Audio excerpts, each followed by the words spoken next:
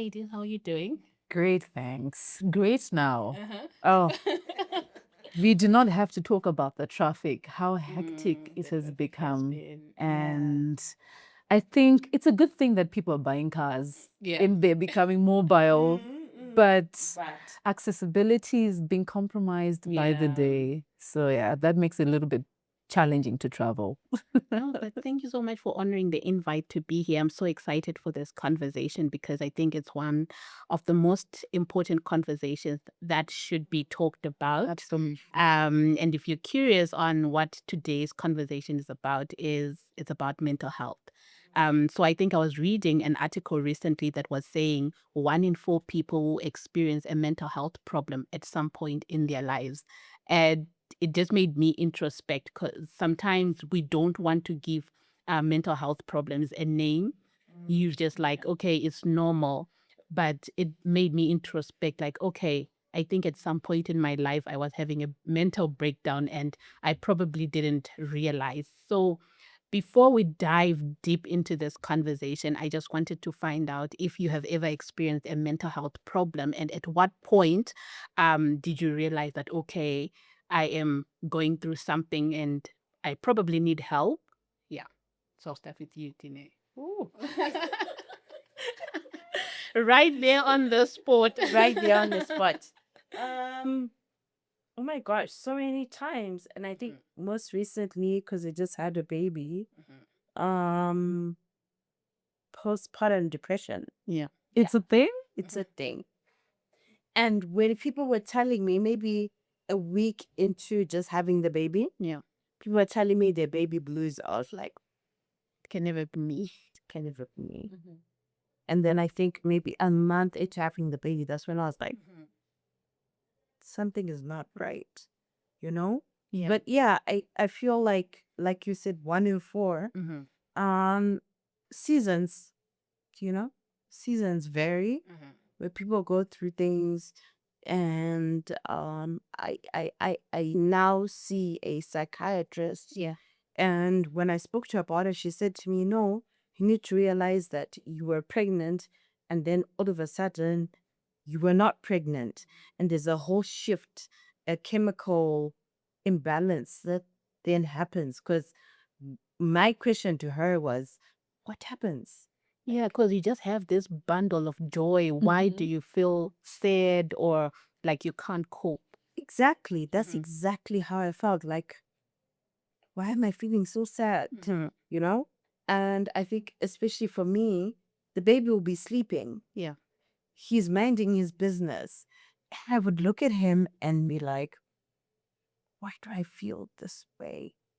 No. Makes you feel like you're a horrible mom. And I can imagine, like, so emotionally, how were you? I think for me, more so, if people, those who know me, maybe you know my story, that I struggled with infertility for such a long time. Yeah. So, it was sort of, I guess, what's the word? I can't find the word. But I remember when I spoke to one of my aunts about it, she said to me, but you waited for this baby for so long. Yeah. I was How also can thinking you the same have- thing in my Yeah, mind. he said, how can you have postpartum depression when you tried for this baby for 5 years and now you're saying you're depressed? How? It doesn't make sense. But my doctor explained it to me very well, and she said to me, thing is, you're at a certain base level, right, when you're pregnant, and then also with labor, it happens anytime. Absolutely. You're not ready for it. You're not ready for it. You have like certain hormones, and then the baby decides they're coming now. It's 6 p.m. And boom, things change. And I think that's when I was like, okay, yeah, and on top of that, I'm a practitioner in the mental health space. I absolutely didn't understand why me. Would have to go through this. I have the tools. I know what to do. You know exactly what to do. If it's medication, you know what medication to take. You know exercise, to walk, to what. and it just doesn't It just work. happens. Yeah, and I think you bring up like a very important issue of how you are already in that space, but you couldn't help yourself. You needed to get help. And I think that's one of the things that most people struggle with. They are in that help mode most of the time, but when it comes to themselves, they can't help themselves and they can't accept that they need help themselves, And I would just want to hear from you, Zola, like what has been your experience with like mental health, and at what point, if you have ever experienced it, did you realize that, okay, I'm going through something? Oh, that's interesting. I did go through things that were supposed to knock me off. But I was so, I thought this is normal. Yeah. So I can't say it's a mental health issue that I was experiencing. I can't say I was having a meltdown because everyone goes through loss. For an example, when I lost my dad. So I was in denial. I think people were there, my dad's funeral, were shocked, like, are you sure she's the one who just lost? I was saving my friends. I was busy welcoming people from church, like, welcome, please. Have you eaten? I was the hostess. Yet I'm supposed to be seated by the corner with the mothers, mourning the loss of my father. But I didn't do that because as a firstborn, I think it also came with wanting to do things in a particular way. Like my friends have come, people from church, and no one is serving them. So let me do that. Instead of sending someone, I just took on the initiative to say, let me do this by myself. So it happened when we were on the winter break. So when I went back to university, it then just hit me like, the man is gone. I'm all alone. Rush out. My protector is not there anymore. But I didn't know that I was having a meltdown. I only found out later on that that was a meltdown where I now had to deal with the residues of losing him. Like, oh, now I can't easily trust a guy in a relationship because I think he's going to leave like my dad left. Now I can't trust that he's going to make it. What if he doesn't make it because my dad didn't make it as a result of a medical condition? So then I realized, oh my gosh, these effects are really affecting my social space. Yes. And I had no idea that it had hit me like that. So it only back to now in school, I isolated myself. I stopped being, I'm a social butterfly. Get into a space, I start speaking to people. I just shut down, sit at the back of my class. And my professors would notice, like, you are the number one participant, but now you don't speak, you don't say anything. I flunked that semester. I flunked. It was so terrible. But I had no idea I was depressed by loss. So they say in psychology, first it's denial, you get stressed, and then you get to depressed. So I'd skip the stages of denial, being stressed that what am I going to do without him? Who's going to take care of me now that he's gone? And moving into the space now of being depressed by the loss. So most people, they say, for me, I quickly had to deal with it because of relations, friends, and men that came into my life. But for some, they get to 60 years. Say you lost your mom or your dad when you're in your 20s, and nothing triggers the pain. Nothing triggers you dealing with the pain. So you get to 60 years old, and all of a sudden, it just catches up with you. Yeah, Katie. And you it have the always does meltdown. catch up with you. And I think, Unawares. yeah, for me, I guess it's always been functional depression. And not because I was diagnosed, but I'm someone who doesn't want other people to see that I'm constantly sad or I'm going through something. I believe I've had to be the glue of my family for quite a long time, where I'm the one who's always praying for people. I'm the one who's always giving other people advice. So Functional depression. Please address this elephant in the room. in the room. So I think most people have that, but they don't realize that. So depression is characterized by, mood swings. You're constantly sad, you don't have energy, or you don't have appetite, right? And it shows, right? You don't try to hide it. You're actually going through something. You're supposed to be going to work, but you can't get out of bed. You are in a grumpy mood all the time. You don't feel good about yourself. most of the time and you don't hide it. But when it's now functional depression, you are feeling all these things, but you're still smiling, right? You're still smiling, you're still going to work, you're still going about your day-to-day job. And in your head, you're trying to convince yourself, I am okay, right? But you know you're not okay. So for me, that has always been how I have dealt, whether it has been a heartbreak, whether it has been loss. And I've had my fair share where I realized, okay, I'm not okay. But then something in my brain just kept telling me, you're not okay, but people look up to you. What would they say if you're sad? What would they say if you're saying, okay, I'm quitting on this? So Yeah. I think that's what I've had to go through most of the time. And I'm just curious to hear your thoughts on like functional depression, especially now in your 30s, right? There are a lot of expectations on you, like career, family, husband, kids, all of these things. And we are scared of letting people down. Like, okay, at this big age, why are you Depressed. Yeah. Yeah. Yeah. You bring up a really good point there. Me as a wife, Mm-hmm. as a mom, as a friend, as a sister, as a daughter, you are in these different spheres of influence or goals. And for you to crumble, it's like, okay, she spoke about like severe loss, but it doesn't always have to be that. It can just be, I will speak of about the most recent thing for me is just having a baby and having your life changed, Yeah. your routine changed. Mm-hmm. I was watching something that said the other day that you take away sleep, you take away routine from someone, you take away whatever, that those are weapons of warfare, Yeah. that is like basically saying to this person, we are at war, and I think for eldest daughters, because I am an eldest daughter,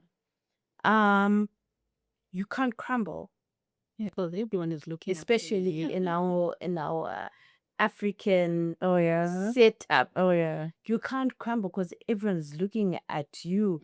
You brought it up a little bit to say people are looking at you to pray for them, Mm-hmm. to do this, to do this, to do that, to have the answers. Yeah.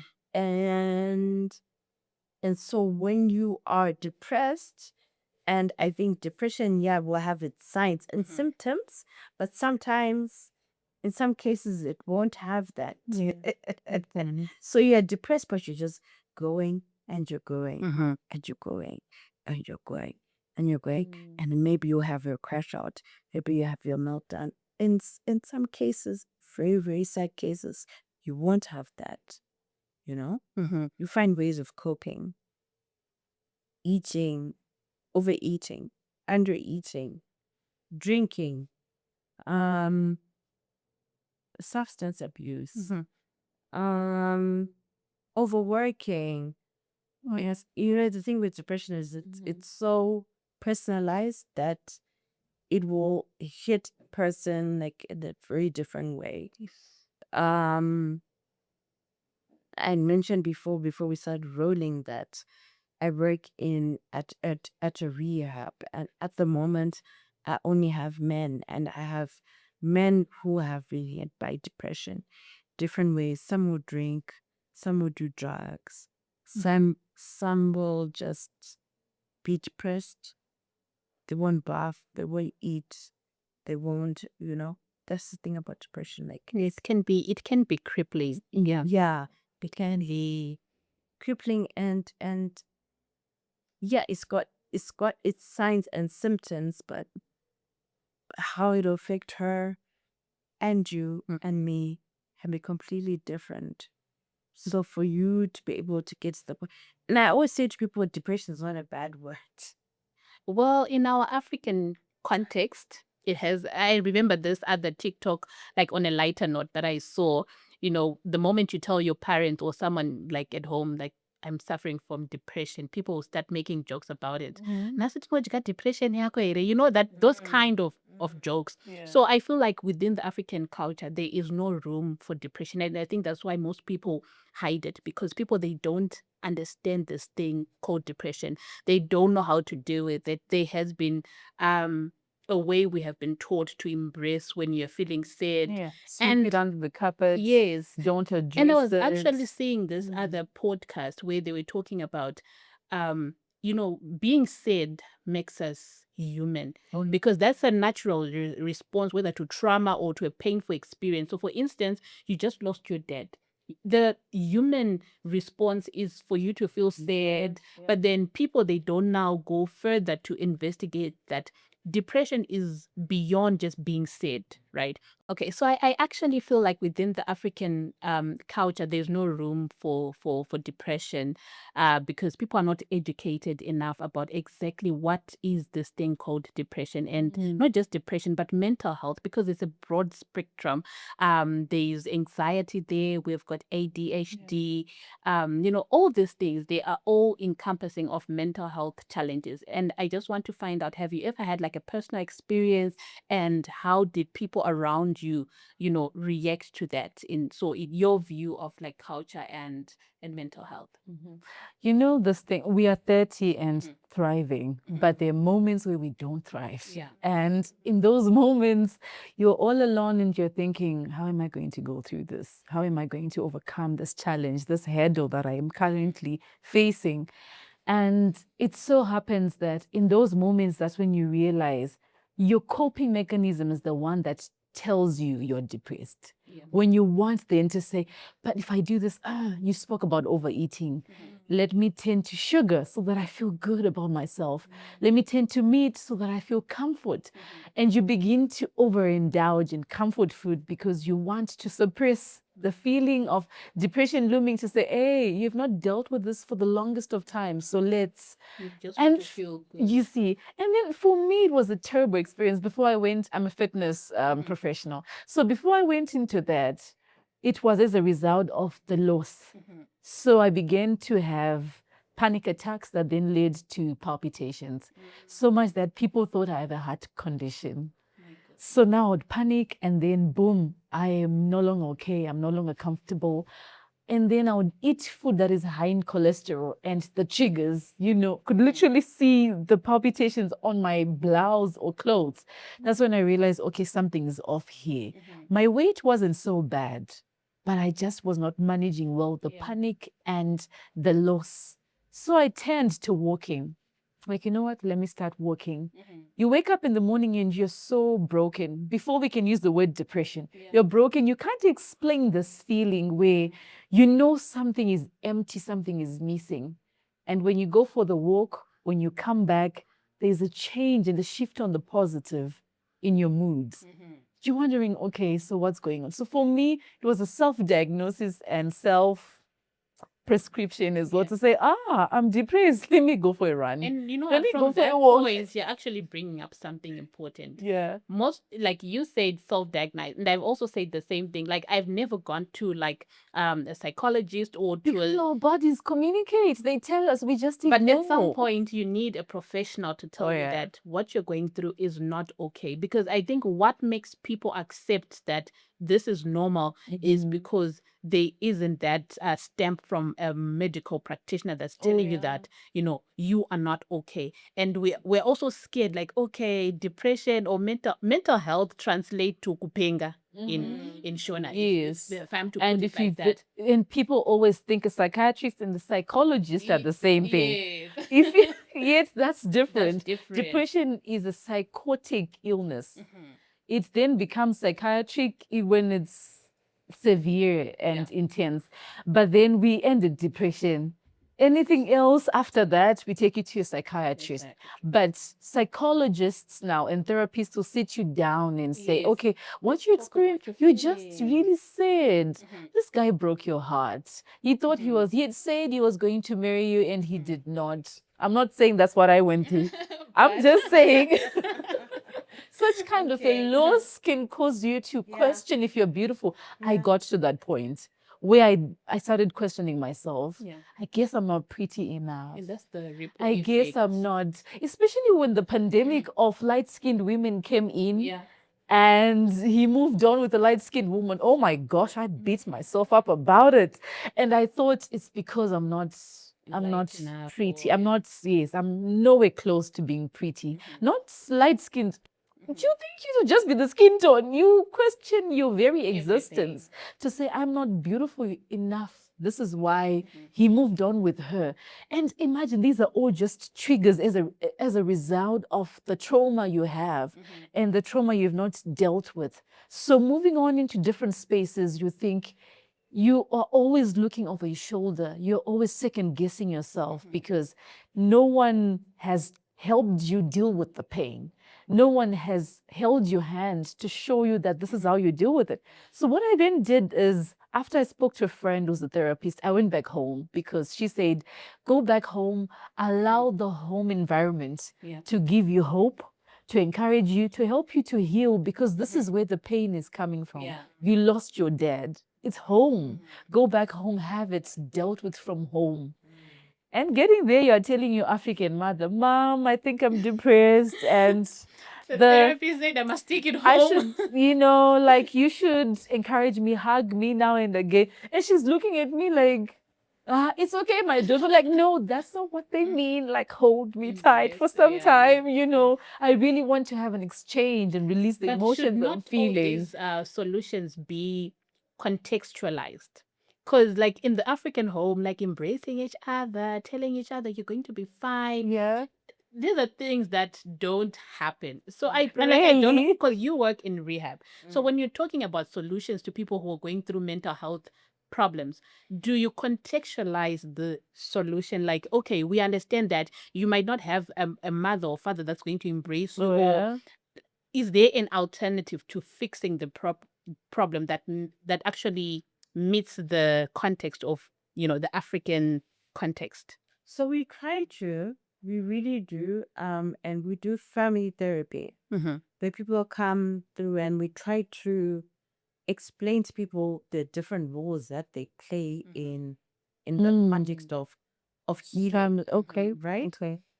So there's a mom, there's a dad. If there's no mom and there's no dad, then also explain that the fact that there's no mom or no dad, this is what affects this and that, you know? So I think family therapy is very, very, very important, to say, okay, because of this is why this is happening. In a therapy, with my clients, I try to explain once the mother wound, the father wound. If there was no father, no mother, it may sound like I'm repeating myself, but there is a family system, or why people will call it the family tree, right? Where there's this person, that person, this person does A, B, C, D. So definitely, yes, there is a system that also aids in the healing of things. When we have a client come in, or just in terms of depression and stuff, we are, Pachi boy, okay, so this is the debate we always have with people, that right now it seems as if depression is more rife in our society. I think so. Right? You don't agree? Why was it a debate? Because I actually think it's true. But okay, it's because Kudala, we would do, there's a fellowship I went for many, many years ago. And one of the winning formulas, good time was just sitting and making a fire. People used to sit and do villages, Campfire, that's campfires, and people would speak and fellowship. And we call it different things, but people would sit and fellowship, and grandmothers would do their part, and Anatete would do their part, and Ananingi would do their part. We are just so what's the word, modernized now, Yeah. you know, that we don't have that as So it's much more as like we support did. systems, like support structures. Yeah. I think yeah, we're leaning towards the Western culture where it's individualized. So like within that's why you see that mental health issues are more rife within the global, not like in your Europe, your US. The reason is because Even they history live tells us that as individualized well. life. Yeah, history tells us that And it became rife during the Industrial Revolution. yes, and here Where in the people now African are no longer at context, it was home. all a community. Like Oh yeah, we very live, we collectivist. thrive on communities, but Yes. we don't have that anymore. And I was actually talking to about this with my sister's daughters about how they want to be left alone. They want their own space, and I'm like, do you know there is power in having people around you, people that when you're going through stuff, they take you out of that space that you're in. But we have normalized that, okay, I need to live an individualized life. I need me time. And yeah, there's danger. The Bible actually says an idle mind is the devil's workshop.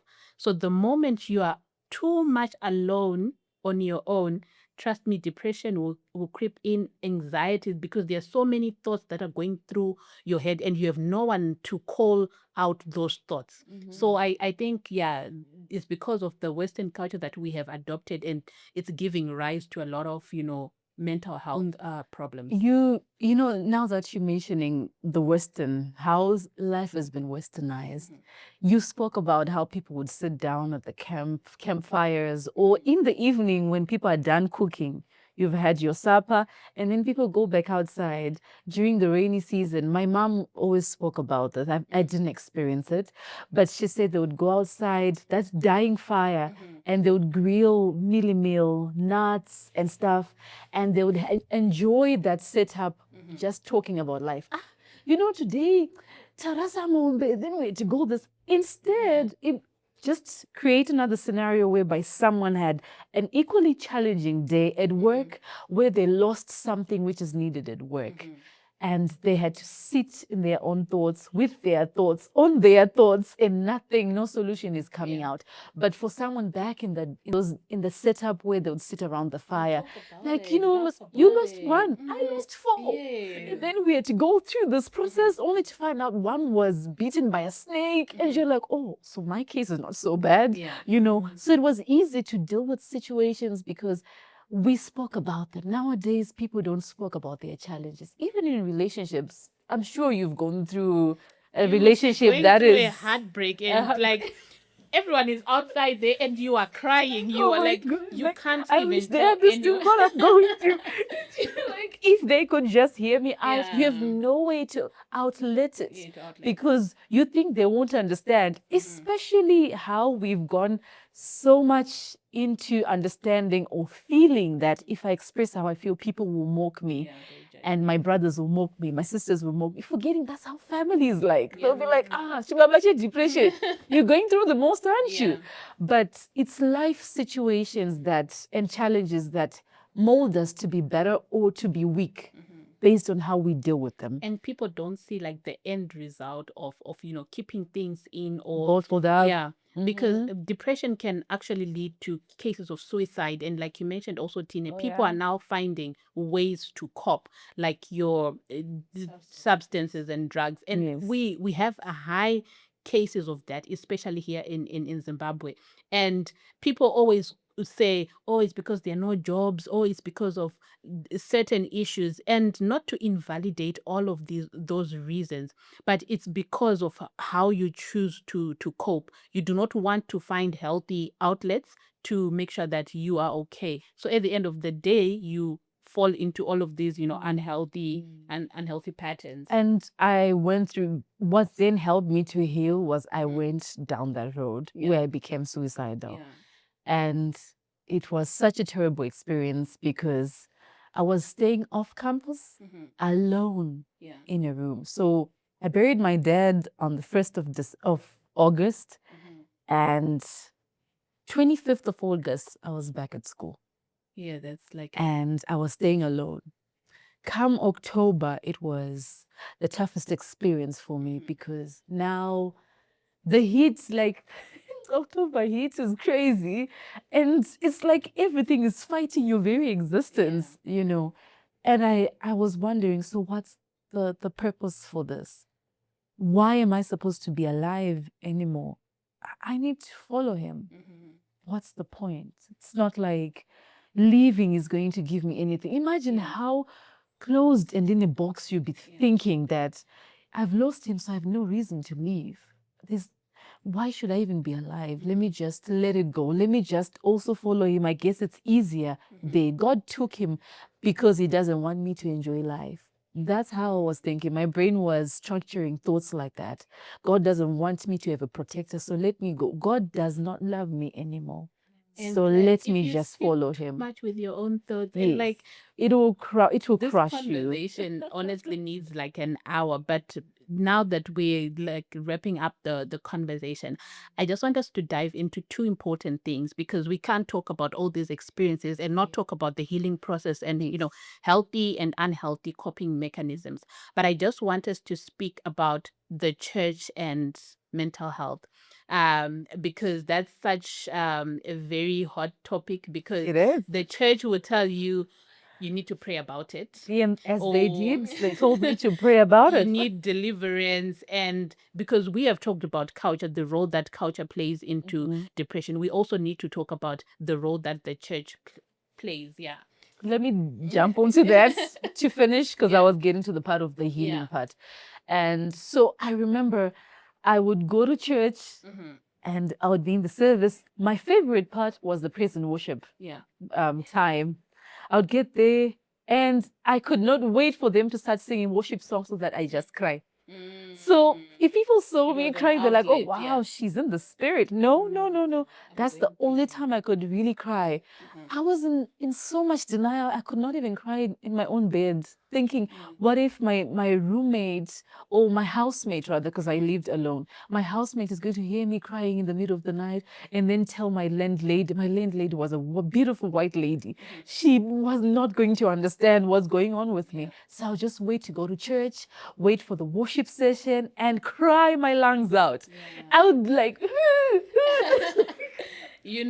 so deep like that. I wanted to just let it out. It helped a bit, but I went back to those thoughts. God doesn't love me anymore. God doesn't love me anymore. Until I had to reach out to a pastor and say, Pastor, this is what I'm experiencing. And I really feel like I have nothing to leave about. So most people, they end at being in their own thoughts. They never open up to people who know or who've been ordained or given the jurisdiction to deal with such situations by the state or God. They don't reach out to such personnels to deal with the pain. So I think it was God who inspired me to reach out to a leader in the church and say, this is what I'm going through. I feel suicidal. I remember he was our youth pastor. And he just said, what's wrong with you? After a service, a youth service, it's on campus. What's wrong with you, Zola? Are you okay? You're not the same anymore. Yeah. What's wrong? And I opened up. I told him. And then he reminded me of who I was. It's depression comes to remove identity. Yeah. That's what I learned in that conversation. It removes your identity, who you are. So he reminded me of who I am, reminded me of what I'm good at, my capabilities, my abilities. He reminded me of the good that I'm here on earth for. And he didn't pray for me. He had the know-how. I don't know how he did it, if it's God who inspired him. He was intentional enough to say, you don't have to go through that alone. Remember who you are. And if ever you feel this way, I'm a phone call away. I am going to speak to you about it and remind you until you remember, until it's engraved in you that I am not my loss. I'm not defined by my loss. A man is not going to leave me because of my loss. It didn't work out, So that's why he left, not because my dad left. how are they connected, you know? And I So think he had it's to like, really like build that great divide to say, no, they're not the same thing. It's just triggers, it's just trauma, but this is who you are. but in a nutshell, would you say prayer or therapy? Like in one word, prayer or therapy? Therapy, Okay. therapy, because I was praying. I was Did you have praying. your own fair share in the church? So I was going to say, Mhm. without saying too much, Uh, as a wrapping up, therapy, mhm. therapy, therapy. Yeah, Mhm. talking about it. Oh, yeah. So important. Yeah. I would say prayer is powerful, but so is therapy. If you can do both, by all means. But I feel like there are things that will need a medical professional, if I may say. So don't end at prayer. I know God is powerful, but if you know something about God, you would know that He has also given His power to doctors. With professionals to also help you with that journey. So Absolutely. yeah, it would definitely. And then just healing process. Take time to heal. There are a lot of things that are going to be happening in your life, but take time to heal. The healing process is not just linear. You're going to have to try different things that are going to work for you. So look for that thing that works for you. And I think throughout this process we've talked about different things. You've talked about running. I don't know. You've talked about seeing a psychiatrist. That's also part of the healing process. Just find out what definitely works for you. I don't know if you have any And last words. oh, thank you so much. There's the power of community, whereby I don't want to start a men-women debate, but women have managed to overcome this psychological challenges because we speak to each other. Like right now, We're talking. yes, we're talking. That and thriving is not just for women, Yeah, but it's you've for got everyone. women guests speaking about it. It's because we sit down and we talk about it and we express how we feel without feeling that someone will judge me. The saloon conversation, the nail bar conversations, the rank conversations, the market conversations, the boutique conversations. My husband, this is what's going on. My job, my child, this. And that kind of setup has helped us to become better. Yeah. And I feel like it's really becoming fewer and fewer as people are forever on their phones. Yeah. We pay attention more to what's on the phone Actually than getting mental health advice from ChatGPT. from ChatGPT, like, don't worry, do this, go to the gym, eat healthy, more magnesium and iron.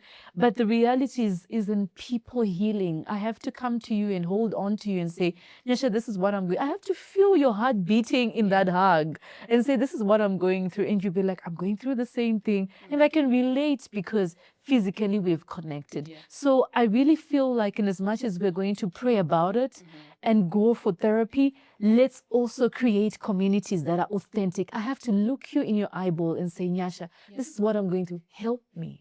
And you will feel the earnestness of how I really am going through this pain and how much I need you to be intentional in my healing process. Because as we get to our 30s and we're going towards 40s, to thrive, the best way is to be with people that also echo the same sentiment and are willing to help us walk through the journey of life. So if we don't invest in such relations, which is something that is going extinct nowadays, put your phone down, look at me in my face, and give me 10 minutes of your time. That will go a very long way. You might heal me more than what you can think or imagine. So pray, therapy, but let's create more community-based and intentional. Yes, yes. And in closing, Tine? No, I think I'll just agree with her that speak, use your words. I say to people, use your words. You have words for a reason. Use your words. And I think my last parting words is a statement that I had from Chenge. She said, depression hates a moving target. The moment you keep sitting down or isolating yourself, best believe depression is going to attack you. Run, go for a walk, look for your community. Don't sit still with your thoughts and, torment yourself. Because depression, I would actually want to say mental health hates a moving target. The moment you keep moving, you're going to, get yourself out of so many things. Mhm. But thank you so much, ladies, for joining us. It has been an amazing conversation. Thank you for having us. And this episode has been sponsored by VAT. They do branded water for all your bottled water as well. So we want to thank them for keeping us hydrated throughout this conversation. But thank you so much, ladies. Thank you. Thank you, Nyasha, for having us.